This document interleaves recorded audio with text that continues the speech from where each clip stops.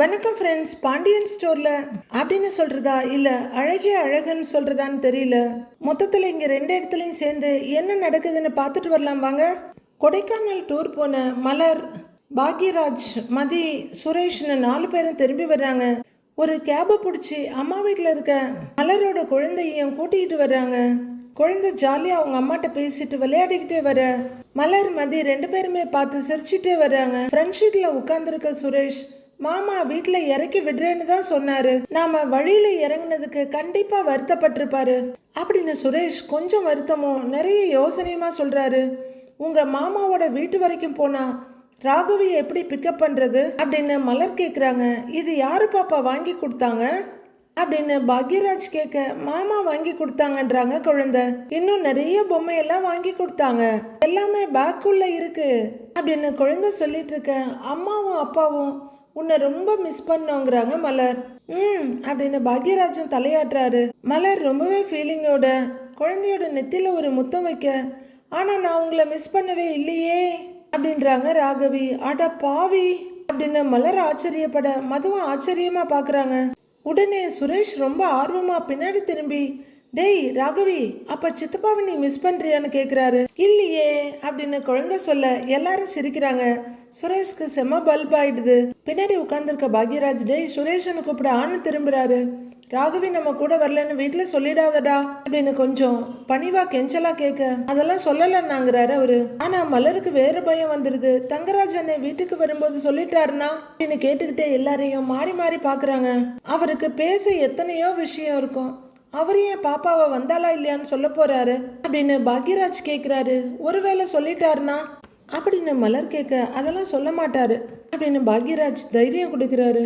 குழந்தைய இறுக்கமா பிடிச்சிட்டு இருக்க மலர், ஐயோ இவ்வளோ நேரம் பயம் இல்லை, ஆனா இப்ப வீடு நெருங்க நெருங்க பயமா இருக்கே அப்படின்னு மலர் பயப்படுறாங்க. வீட்டுக்கு போனதும் கொடைக்கானல் ட்ரிப்பெல்லாம் எப்படி இருந்ததுன்னு கேட்பாங்க. அப்படி என்ன சொல்லுவேன்னு குழந்தைகிட்ட கேக்குறாங்க மலர். குழந்தைய பளிச்சுன்னு நான் பாட்டி வீட்டுல இருந்தேன்னு சொல்லுவேன்றாங்க. ஆஹா, நீ எங்க கூட கொடைக்கானல் வந்தன்னு தான் சொல்லணும் அப்படின்னு மலர் சொல்ல, நான் தான் வரலையேங்கிறாங்க ராகவி. வரலதான், ஆனா அப்படி சொல்லணும்னு அம்மா சொல்றாங்க அப்படின்னு பாக்யராஜ் சொல்ல, ஏன்னு கேக்குறாங்க குழந்தை. எப்போதுமே குழந்தைங்களை பொய் சொல்ல தூண்டவே கூடாது. அவ்வளவு பயம் இருந்தா அந்த சிச்சுவேஷனையே ஸ்கிப் பண்ணி இருக்கணும்.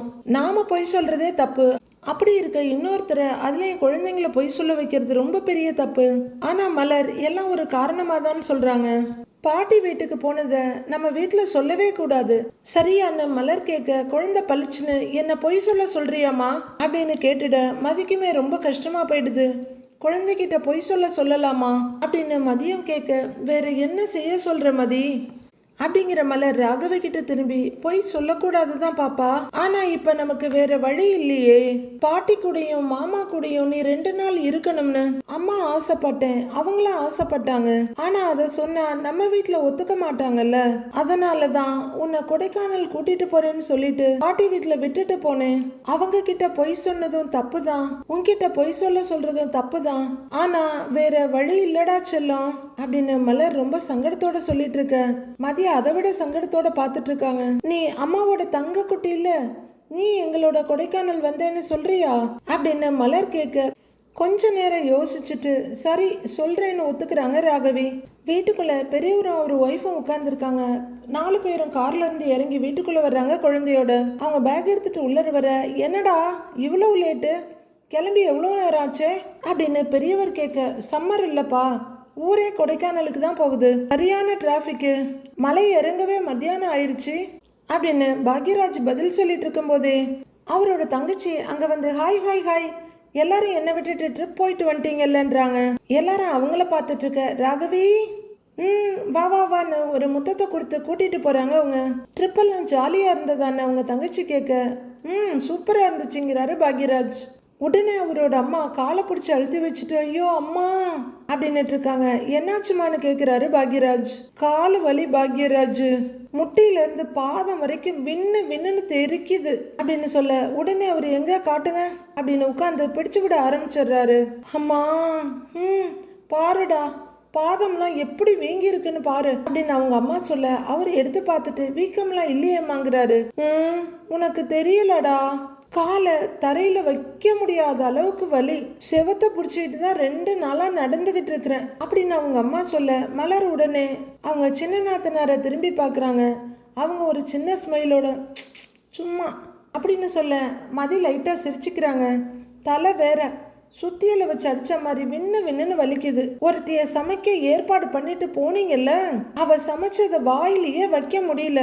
வேற வழி இல்லாம சாப்பிட்டதால வயிறு சரியில்லாம போச்சுடா. உங்க அப்பாவுக்கு வேற உடம்பு சரியில்லை அப்படின்னு உடம்புல இருக்க அத்தனை பகுதியும் வலிக்குதுன்னு சொல்ற பாக்யராஜோட அம்மா அவங்க அப்பாவை எடுத்து கையை காட்டுறாங்க. உங்களுக்கு என்ன ஆச்சுப்பா அப்படின்னு சுரேஷ் உடனே கேட்க, பிபி எகிரிடுச்சு. சாப்பாட்டுல உப்பு போட்டு சமைக்க சொன்னா, உப்புல சாப்பாட்டை போட்டு சமைச்சிருக்கா, இது ஏன்னு சாப்பிட்டோம் அப்படின்னு அவங்க அப்பா சொல்ல சந்தோஷத்தோட வந்த 4 பேருமே சங்கடத்தோட நிக்கிறாங்க. வீட்டை பெருக்க சொன்னா நின்ன இடத்துலயே தொடப்பத்தை வச்சு 2 சுத்து சுத்திட்டு போறா. பாத்திரம் கழுவுற லட்சணத்தை பத்தி சொல்லவே வேண்டாம். கோலம் கூட சரியா போடலடா. என்ன சொன்னாலும் காதுலயே வாங்கல. நீ பாட்டுக்கு கொடைக்கானல்ல போய் சொகுசா உட்கார்ந்துகிட்ட மலரு. அவஸ்தப்பட்டதெல்லாம் நான் தான் அப்படின்னு வீட்டு வேலையெல்லாம் செஞ்சு வெட்டி முடிச்ச மாதிரி அவங்க மாமியார் பேசிட்டு இருக்கு. அத நான் வந்துட்டேன் இல்லத்த, இனிமே நான் பாத்துக்கிறேன்றாங்க மலர். சுரேஷ் பேக தூக்கிட்டு உள்ளேற போயிட, ரொம்ப பிடிச்சிருந்ததாங்க அப்படின்னு ராகவி கிட்ட பாக்யராஜோட தங்கச்சி கேட்டுட்டு இருக்காங்க. டேய் தங்க அங்க வா வா, தாத்தா கிட்ட வா வா வா வா வா வா வா வா வா செல்லக்குட்டி வா வா அப்படின்னு பெரியவர் கூப்பிட குழந்தை அவர்கிட்ட ஓடி வர்றாங்க. வாடா தங்கம் எப்படி இருக்க அப்படின்னு அவர் கேட்க, நான் நல்லா இருக்கேன்றாங்க ராகவி. நீ சாப்பிட்டியா இல்லையா, ஆளே அடையாளம் தெரியாத அளவுக்கு மெலிஞ்சு போயிட்டியே அப்படின்னு அவங்க பாட்டி கேட்க, நான் நல்லா சாப்பிட்டேன்றாங்க குழந்தை. பாட்டி எனக்கு அப்படின்னு ராகவி ஆரம்பிக்க, பாப்பா நீங்க கொஞ்சம் வா, இங்க வான்னு மலர் கூப்பிட, கொஞ்ச நேரம் எங்க கூட இருக்கட்டும் மேடிங்கிறாங்க அவங்க மாமியார். மலர் அடுத்து என்ன சொல்றதுன்னு தெரியாம நிக்க, பொம்மையெல்லாம் நல்லா இருக்கே புதுசான்னு கேக்குறாங்க பாட்டி. ஆமா மாமா வாங்கி கொடுத்தாங்கன்றாங்க ராகவி. உடனே பெரியவரும் அவரு ஒய்ஃபும் ஒருத்தர் பார்த்துட்டு முழிச்சிட்டு இருக்க, ஆமா தங்கராஜ் மாமா வாங்கி கொடுத்தாங்கன்னு சொல்றா அப்படின்னு மதி அதை சமாளிச்சு முடிச்சிடுறாங்க. ஓ அப்படின்னு அந்த அம்மா சொல்லிக்கிட்டு இருக்க, அப்பாடான்னு இருக்கு மலருக்கு. பாக்யராஜம் டப்புன்னு வந்த பெருமூச்சை நிறுத்திக்கிறாரு. அப்புறம் மாப்பிள்ளைய மனசு கோணாம பாத்துக்கிட்டீங்கல்ல அப்படின்னு பெரியவர் கேட்க, பாத்துக்கிட்டோம் பாங்கிறாரு பாக்யராஜ். சரி அப்படின்னு அவரு தலையாட்ட, அத்தை அவங்க சமைச்சாங்களா இல்லையான்னு மலர் கேக்குறாங்க. மத்தியானம் சாப்பாடு சமைச்சதுமே அவளை ஒரு பெரிய கும்பிடு போட்டு அனுப்பி வச்சிட்டோம். நைட்டுக்காவது நல்லபடியா சமைச்சு கொடுமா, நாக்கெல்லாம் செத்து போச்சு அப்படின்னு அந்த அம்மா சொல்ல மலர் சங்கடத்தோட பாக்குறாங்க. நீ பெருசா ஒன்னும் சமைக்க வேண்டாம், ஒரு சப்பாத்தியும் குருமாவும் மட்டும் வையே அப்படின்னு அந்த அம்மா சொல்ல சரிங்க தன்றாங்க மலர். உனக்கு தான் வீட்டுல யாருக்கு எப்படி சமைக்கணும்னு தெரியும், இனிமே வார கணக்குல எல்லாம் எங்கேயும் போகாத மலரு அப்படின்னு அந்த அம்மா சொல்ல மலர் டப்புன்னு திரும்பி பார்த்து, வாரக்கணக்கா, ஒரு 3 நாள் கூட முழுசா போகலையே அப்படின்னு மலர் கேட்க, வீட்டுல வயசானவங்க இருக்கோம் மலரு, அத கொஞ்சம் ஞாபகம் வச்சுக்கோ. பாக்யராஜ டூர் போக சொன்னா அவன் போயிட்டு வரட்டும் அப்படின்னு அந்த அம்மா சொல்லிட்டு இருக்க. சரிங்க தென்னன்றாங்க மலர். பாக்யராஜ் ரொம்பவே சங்கடத்தோட மலரை பார்த்துக்கிட்டு இருக்க, உன் முகத்துல ஒரு பொலிவு தெரியுதே, ஜாலியா இருந்த போல அப்படின்னு அந்த அம்மா கேட்க, ஆமா அத்தன்றாங்க மலரு. நீ கொடுத்து வச்சவ, என்ன ஏதுன்னு கூட கேட்காம டூருக்கு அனுப்பி வைக்கிற மாமனாரு மாமியாரும் எத்தனை பேருக்கு அமைவாங்க அப்படின்னு அந்த அம்மா சொல்ல, இவங்க என்ன ஏதுன்னு கேட்காம அனுப்பி வச்சாங்க. கேட்டீங்களான்ற மாதிரி பாக்யராஜ பாக்குறாங்க மலர். அவர் எப்பவும் போல என்ன செய்யறதுன்னு தெரியாம வாய் மூடிட்டு நிக்கிறாரு. நீ எப்படிமா அங்கேயாவது சட்டம் பேசாம இருந்தியா அப்படின்னு மதிக்கிட்ட கேட்க, மதி லைட்டான தலையசை போட நிறுத்திக்கிறாங்க. அத்தை உன் போனை கூடன்னு ராகவி ஓடி வர, என்னடா இன்னும் கேட்கலையேன்னு நினைச்சேன், சரிவான்னு ராகவிய கூட்டிட்டு அவங்க உள்ளர போறாங்க. சித்து எங்கம்மா அப்படின்னு பாக்யராஜ் கேட்க, அவன் பெங்களூர் போயிட்டான்டா, நீ ஃபோன் பண்ணி பேசுன்றாங்க உங்க அம்மா. நான் பேசுறேம்மா நான் பேசுறேன் அப்படின்னு பாக்யராஜ் இந்த பக்கம் உள்ளர போக சுரேஷ் வர்றாருங்க. அண்ணி நைட்டுக்கு டின்னர் என்ன ஸ்பெஷல் நீன்னு கேக்குறாரு. சப்பாத்தியும் குருமாவுங்கிறாங்க மலர். எனக்கு சப்பாத்தி வேண்டாம், ஃப்ரைட் ரைஸ் சாப்பிடணும்னு போல இருக்கு அப்படின்னு சுரேஷ் சொல்ல மதி அவரை கோவமா பாக்குறாங்க. சரி சுரேஷ் அப்படின்னு மலர் சொல்ல சுரேஷ் அந்த பக்கம் திரும்புறாரு. மலரும் கிச்சன் பக்கம் போலான்னு திரும்ப, மலரு அப்படின்னு அவங்க மாமியார் கூப்பிட திரும்பி பாக்குறாங்க. நாளைக்கு கிருத்திகை காலையில சாமிக்கு படைக்கணும்னு அவங்க மாமியார் சொல்ல, எனக்கு ஞாபகம் இருக்குன்றாங்க மலர். சொல்லிட்டு மலர் அங்கே இருந்து போக மதி அவங்க மாமியார வெறுப்பா பார்த்துட்டு இருக்காங்க. அதே கோவத்தோட ரூம்குள்ள வர்றவங்க இந்த பக்கமா அந்த பக்கமா நடந்துட்டு இருக்க ரிஃப்ரெஷ் ஆகிட்டு வர்றாரு சுரேஷ். அவரு துண்டை கொண்டு வந்து அப்படியே பெட் மேல போட ஏற்கனவே கடுப்புல இருந்த மதி என்ன இதுன்னு கேக்குறாங்க. சுரேஷ் ஒன்னும் புரியாம அவங்க முகத்தை பாக்குறாரு. மறுபடியும் இது என்ன அப்படின்னு மதி கேட்க பெட்டை பாக்குறாரு. டவல் அது கூட தெரியலையா உனக்குன்றாரு அவரு. தலைய துவட்டிட்டு டவலை காய போடணும், இல்லைன்னா லாண்ட்ரி பாஸ்கெட்ல போடணும். நீங்க என்ன கட்டில்ல போட்டிருக்கீங்கன்னு மதி கோவமாவே கேக்குறாங்க. அது ஏன் இஷ்டம், நான் எங்க வேணாலும் போடுவேன் அப்படின்னு சுரேஷ் சொல்ல இதை எடுத்து லாண்ட்ரி பாஸ்கெட்ல போடுங்கன்றாங்க அவங்க. நீ போடுங்கிறாரு சுரேஷ். முடியாதுன்னு மதி சொல்ல எங்க அண்ணன் டவலை கீழே போட்டா எங்க அண்ணி தான் எடுத்து கூடையில போடுவாங்க அப்படின்னு சுரேஷ் சொல்ல நீங்க போட்ட டவலை 2 ஸ்டெப் எடுத்து வச்சு உங்களாலையும் லாண்ட்ரி பாஸ்கெட்ல போட முடியும். அதை நீங்க போட்டா என்னவா, அங்க பாருங்க போட்டிருக்கிற ட்ரெஸ் எல்லாம் கண்டபடி தூக்கி வீசிருக்கீங்க அப்படின்னு மதி சத்தம் போட ஏய் இப்ப எதுக்கு நெச நெசன்னு பேசிட்டு இருக்க அப்படிங்கிறாரு சுரேஷ். ஈர துணியை பெட்ல போட்டா பெட்டும் ஈரமாகும், அப்புறம் ரூம்குள்ள வந்தாலே ஸ்மெல் வரும் அப்படின்னு மதி சொல்ல பர்ஃப்யூம் அடிச்சுக்கோ ஒன்னும் தெரியாதுங்கிறாரு சுரேஷ். லாண்ட்ரி பாஸ்கெட்ல என்ன இருக்கோ அதை மட்டும் தான் எடுத்து நான் மெஷின்ல போடுவேன். இந்த கட்டில்ல இருக்குது பாஸ்கெட்டை சுத்தி கிடக்கிறதெல்லாம் என்னால எடுத்து மெஷின்ல போட முடியாதுன்னு ஸ்ட்ரிக்டா சொல்றாங்க மதி. எல்லார் வீட்லயும் எல்லா ஒய்ஃபும் கம்ப்ளைண்டே பண்ணாம ஹஸ்பண்டோட துணியை துவைக்கிறாங்க, நிறைய வீட்டுல கையாலேயே துவைக்கிறாங்க. நீ மெஷின்ல போடுறதுக்கு இவ்வளோ ரூல்ஸ் பேசுற அப்படின்னு சுரேஷ் கேட்க ஆமா ஹஸ்பண்ட் பெரிய ஹஸ்பண்ட் அப்படின்னு முணுமுணுக்குறாங்க மதி. ஏய் என்ன சொல்ற, என்ன முணுமுணுப்புன்னு கேக்குறாரு அவரு. லாண்ட்ரி பாஸ்கெட்ல இருக்கிற துணியை கூட எடுத்து மெஷின்ல போட எனக்கு விருப்பம் இல்ல, ஆனா நான் போடலன்னா உங்க அண்ணி பண்ணிடுவாங்க. அவங்களுக்கு இங்க இருக்கிற வேலை குறையணுங்கிற ஒரே காரணத்துக்காக தான் நான் மெஷின்ல துணியே போடுறேன். இனிமே ஒழுங்கா லாண்ட்ரி பாஸ்கெட்குள்ள போடலன்னா உங்க துணியெல்லாம் நாள் கணக்குல போட்ட இடத்துலயே தான் கிடக்கும் அப்படின்னு மதி சொல்ல சுரேஷ் முறைச்சுக்கிட்டே நிக்கிறாரு. நான் தான் இவ்வளோ சொல்றேன்ல, பார்த்துக்கிட்டே நிக்கிறீங்க, போய் எடுத்து போடுங்கன்னு மதி கொஞ்சம் கோவமா சொல்றாங்க. ஏய் என்ன மிரட்டுறாங்கிறாரு சுரேஷ். ஒரு 3 வயசு குழந்தை கூட செய்யற பேசிக்கான விஷயம் இது, அதை செய்யலன்னா அதட்ட தான் செய்வாங்கன்றாங்க மதி. சுரேஷ் முறைச்சுக்கிட்டே நிக்க எடுத்து போடுங்கன்னு அங்கேயே நிக்கிறாங்க மதி. அவரும் வேற வழி இல்லாம வெறுப்போட டவல் எடுத்துட்டு போறாரு. அதை அவரு லாண்ட்ரி பாஸ்கெட்ல போட திரும்பி நிக்கிற மதி சுத்தி இருக்க எல்லா துணியும் எடுத்து உள்ளர போடுங்க அப்படின்னு அடுத்த மிரட்டல வைக்கிறாங்க. வேகமா வர்றவர் இங்க பாரு, இது ஏன் வீடு, ஏன் ரூம், இங்க எப்படி இருக்கணும் என்ன பண்ணணும்னு நீ ஆர்டர் பண்ணாதங்கிறாரு சுரேஷ். ஆர்டர்லாம் யாரும் இங்க பண்ணல, மனுஷனா இருந்தா கொஞ்சமாவது சென்ஸ் வேணும் அப்படின்றாங்க மதி. ஏய் எனக்கு சென்ஸ் இல்லையா அப்படின்னு சுரேஷ் கேட்க உங்க அண்ணியும் நம்ம கூட தானே அவ்வளவு தூரம் டிராவல் பண்ணி வந்தாங்க, வந்ததும் வேலையா கொடுக்குறீங்க எல்லாரும், உங்க அம்மா அப்பாவுக்கு தான் அறிவு இல்லதான் அப்படின்னு மதி சொல்ல என்ன என்ன சொன்ன என்ன சொன்ன அப்படின்னு மிரட்டலா கேக்குறாரு சுரேஷ். நான் ஒன்னும் சொல்லலன்னு மதி சொல்ல யாருக்கு அறிவில்லைன்னு சொன்னேன். ஏய் இங்க பாரு, எங்க அம்மா அப்பாவை பத்தி ஏதாவது பேசுன நான் டென்ஷன் ஆயிடுவேன் அப்படின்னு டென்ஷனோட கத்துறாரு சுரேஷ். அவ்வளவு நேரம் உட்கார்ந்து வந்தவங்கள அவ்வளவு வேலை சொல்றாங்க, நாளைக்கு வேலைய அட்வான்ஸா வேற சொல்லி வைக்கிறாங்க, அவங்களும் எல்லாத்துக்கும் தலையை ஆடுறாங்க. எனக்கே அவங்கள பார்த்தா பாவமா இருக்கு. அதை பத்தி எல்லாம் கொஞ்சம் கூட யோசிக்காம நீங்க பாட்டுக்கு புதுசா ஒரு மெனு கொடுத்துட்டு போறீங்க. ஏன் சப்பாத்தி என்ன சாப்பிட மாட்டீங்களா, ஃப்ரைட் ரைஸ் தான் வேணுமா, அவங்க என்ன ஹோட்டலா நடத்துறாங்க அப்படின்னு மதி சத்தம் போட்டுக்கிட்டு இருக்க. ஏய் இங்க பாரு, அவங்க என் அண்ணி, அவங்க கிட்ட என்ன பேசணும் என்ன கேட்கணும்னு எனக்கு நல்லா தெரியும். இப்படி காலேஜ்ல கிளாஸ் எடுக்கிற மாதிரி வீட்ல எல்லாம் கிளாஸ் எடுத்துக்கிட்டு இருக்காத. எங்க அம்மா கிட்ட நான் என்ன தேவைப்படுதோ அதை சொல்லதான் செய்வேன். எங்க அக்கா கிட்டையும் கேட்பேன், எங்க அண்ணிக்கிட்டையும் கேட்பேன், அவங்க எல்லாம் அதை செஞ்சு கொடுப்பாங்க. அவங்களுக்கே அதுல பிரச்சனை இல்லாதப்போ உனக்கு என்ன வந்துச்சுங்கிறாரு சுரேஷ். மதி எரிச்சலோட பாத்துக்கிட்டு இருக்க சுரேஷ் மறிச்சிட்டு இருக்காரு. இங்க உள்ளர வர்ற மலர் ரிஃப்ரெஷ் ஆயிட்டு எழுந்திருக்க போக ஏய் எங்க போறேன்னு கேக்குறாரு பாக்யராஜ். அழுக்கு துணியெல்லாம் எடுத்து வச்சிடுறேங்க அப்படின்னு மலர் எழுந்து போக அதை எதுக்கு இப்ப எடுத்துக்கிட்டுங்கிறாரு பாக்யராஜ். காலையில பாத்துக்கலாம் மலர்னு பாக்யராஜ் சொல்ல ஏற்கனவே துவைக்க வேண்டியது ஒரு லாரி இருக்கு, அது கூட இதையும் சேர்த்து போட்டுடுறேன் அப்படின்னு மலர் சொல்லிக்கிட்டே துணிங்களை வெளியே எடுக்கிறாங்க. ஏய் காலையில நான் எடுத்து போட்டுக்கிறேன் அப்படின்னு பாக்யராஜ் சொல்ல கையோடு எடுத்து போட்டாத ஒரு வேலை முடிஞ்சிருங்க, வீடு வேற அப்படியே கிடக்கு அப்படின்னு மலர் உட்காந்து துணிங்களை பொறுக்கி போட்டுட்டு இருக்க.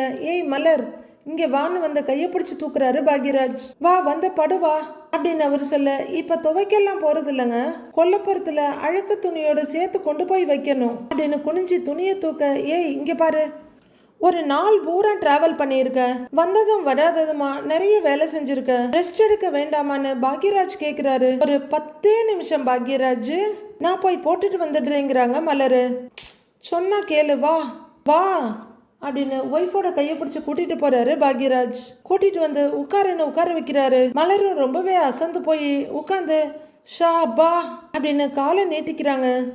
காலெல்லாம் சரியான வலி அப்படின்னு அவங்க காலை தடவிட்டு இருக்காங்க. பாக்யராஜ் அவங்க கால் கிட்ட உட்காந்து, இந்த வலியோட தான் வேலை செய்யறேன்னு சொல்றியா நீ அப்படின்னு கேட்க, அவங்களும் நிமிர்ந்து உட்காந்து, அது என்னமோ தெரியலங்க, வேலை இருந்தா அதை முடிக்காம இருக்கவே முடியல அப்படிங்கிறாங்க மலர். வலியோடலாம் வேலை செய்யணும்னு இல்ல மலரு அப்படிங்கிற பாக்யராஜ் ரொம்பவே கனிவோட, கால் ரொம்ப வலிக்குதான்னு கேக்குறாரு. ஆமாங்க, ரொம்ப நேரம் உட்கார்ந்ததாலேயோ என்னமோ தெரியல, வெந்நீர்ல கால் வைக்கணும்னு நினைச்சேன், மறந்துட்டேன் அப்படிங்கிறாங்க மலர்.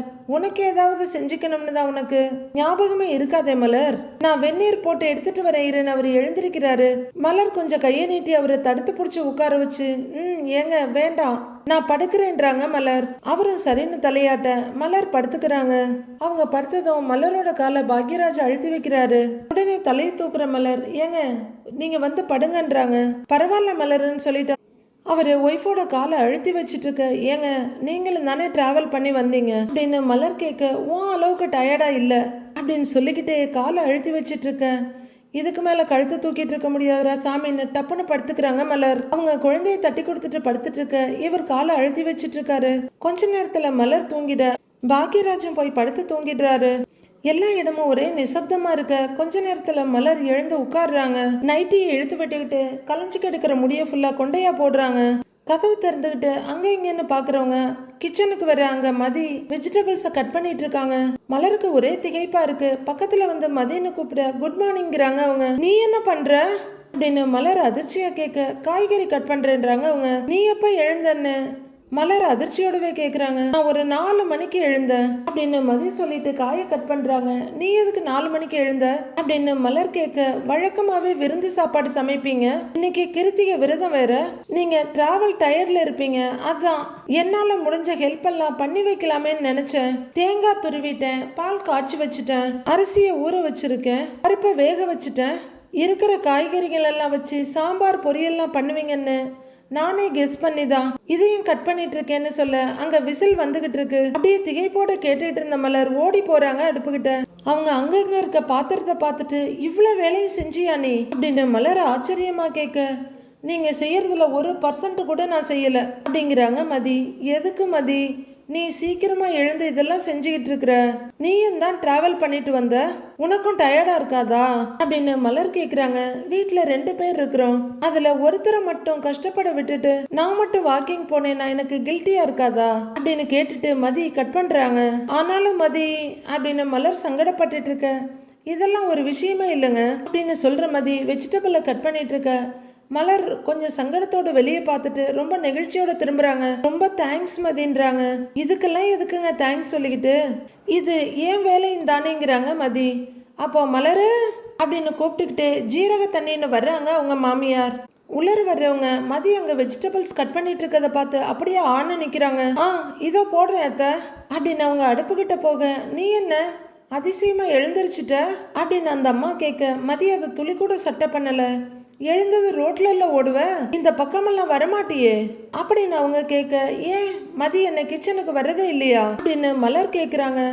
இப்படியெல்லாம் வேலை செஞ்சு நான் பார்த்ததே இல்லையே அப்படிங்கிறவங்க மாமியார், ஏமா நீ இன்னைக்கு ஓட போகலையான்னு கேக்குறாங்க. போக தான் போறேன் அப்படிங்கிற மதி மலர்கிட்ட திரும்பி, ஏங்க காய்கறி எல்லாம் கட் பண்ணி முடிச்சிட்டேன், வேற ஏதாவது பண்ணணுமான்னு கேக்குறாங்க. இல்ல மதி போதுங்கிறாங்க மலர்.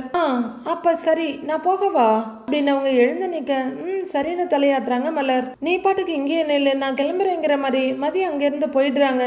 அதானே பார்த்தேன் அப்படின்னு அவங்க மாமியார பின்னாடி வந்துட்டு இருக்க, இங்க வெளியே வர்ற மதி ஹால்ல நிக்கிற மாமனாரை பார்த்து குட் மார்னிங் அங்கிள்ங்கிறாங்க. இந்த நீரியான முகத்தை எங்கேயோ திருப்பி வச்சுட்டு நின்றுட்டு இருக்க, சரி நான் ஜாகிங் போயிட்டு வரேன் அப்படின்னு கிளம்பிடுறாங்க மதி. ஒய்ஃப் வந்து பக்கத்துல நிக்க, 2-3 நாளா நான் நிம்மதியா இருந்தேன், ஏன் பிபி ஏத்துறதுக்குன்னே வந்து சேர்ந்துட்டாங்க அப்படின்னு பெரியவர் டென்ஷனாக பாத்துக்கலாங்க, கொஞ்சம் கொஞ்சமா சரி பண்ணிக்கலாம், நீங்க டென்ஷன் ஆகாம இருங்க அப்படின்னு அவரை கூல் பண்ண முயற்சி பண்றாங்க அவரோட ஒய்ஃப். ஜீரக தண்ணியை கொண்டு வந்து கொடுக்குறாங்க மலர். குடிச்சிட்டு டம்ளரை ஒய்ஃப் கிட்ட கொடுத்துட்டு அவரும் வெளியே கிளம்புறாரு. கொண்டு வந்து கொடுக்கறதுக்கு ஒரு ஆள், டம்ளரை வாங்க ஒரு ஆள், அதை வாங்கி இந்த அம்மா திருப்பி கொடுப்பாங்க. அது ஒரு பெரிய வேலை இல்லைங்களா? இந்தா அப்படின்னு டம்ளரை கொடுக்க வாங்கிட்டு திரும்புகிறாங்க மலர். அவங்க ராலெட்டு நடந்ததும் நில்லு அப்படின்னு அந்த அம்மா சொல்ல மலர் திரும்பி வர்றாங்க. நீயும் இந்த வீட்டு மருமக, அவளும் இந்த வீட்டு மருமக அப்படின்னு அந்த அம்மா சொல்ல சரி அப்படிங்கிறாங்க மலர். நீ இந்த வீட்டு வேலையெல்லாம் செய்யற, ஆனா அவ பாட்டு கிளம்பி ஜாகிங் போறா அப்படின்னு கோல் மூட்ட முயற்சி பண்றாங்க அந்த அம்மா. எனக்கும் ஜாகிங் போக ஆசைதான், ஆனா எங்க முடியுது? போனா வீட்டு வேலையெல்லாம் யார் செய்யறது? நான் வேணும்னா அவ கூட போகட்டுமா? நீங்க வேலை செய்யறீங்களா அப்படின்னு மலர் ஆர்வமா கேக்குறாங்க. உன்னை அவ கூட போக சொல்லல, அவளை உன் கூட சேர்த்து வேலை வாங்கன்னு சொல்றேன் அப்படின்னு அந்த அம்மா சொல்ல, அவ எனக்கு முன்னாடியே எழுந்து வேலையெல்லாம் செஞ்சு வச்சுட்டு தானே போனா அப்படிங்கிறாங்க மலர். அவ உன்னை நல்லா ஏமாத்துறா. ஒரு நாள் 2 தக்காளி வெங்காயத்தை அரிஞ்சு வச்சுட்டு உன்னை மயக்க பாக்குறா அப்படின்னு அந்த அம்மா மலர்கிட்ட சுப்பேத்தி விட்டுட்டு இருக்காங்க. நான் தான் சமையல் கட்டே கதின்னு கிடக்குறேன், வருஷ கணக்கா கிடக்குறேன், அவளாவது அவளுக்கு பிடிச்ச மாதிரி இருக்கட்டுமே அத்த அப்படிங்கிறாங்க மலர். ஓஹோ, உன்ன சமையல் கட்டிலேயே போட்டு நாங்க கொடுமைப்படுத்துறோமா அப்படின்னு அந்த அம்மா வரிஞ்சு கட்டிட்டு வர. ஆஹா, நான் அப்படி சொல்லல அப்படிங்கிறாங்க மலர். ஒவ்வொரு வீட்லேயும் மருமகள்களை எப்படி நடத்துறாங்க தெரியுமா? உன்னை ஜாலியா டூர் எல்லாம் அனுப்பி வச்சா நீ இதுவும் பேசுவ இன்னமும் பேசுவ அப்படின்னு தன்னோட ஜம்பம் பலிக்காத கோவத்துல முகத்தை வெடுக்குன்னு திருப்பி தோள்பட்டையில இடிச்சுக்கிட்டு போறாங்க அந்த அம்மா. அப்பா, இந்த 2 நாள் அனுப்புனதை இன்னும் 20 வருஷத்துக்கு சொல்லி காட்டிட்டு இருப்பாங்க போல இருக்கே அப்படின்னு நொந்து போய் நிக்கிறாங்க மலர். அடுத்து என்ன நடக்க போகுதுன்னு வர எபிசோட்ல பார்க்கலாம் ஃப்ரெண்ட்ஸ்.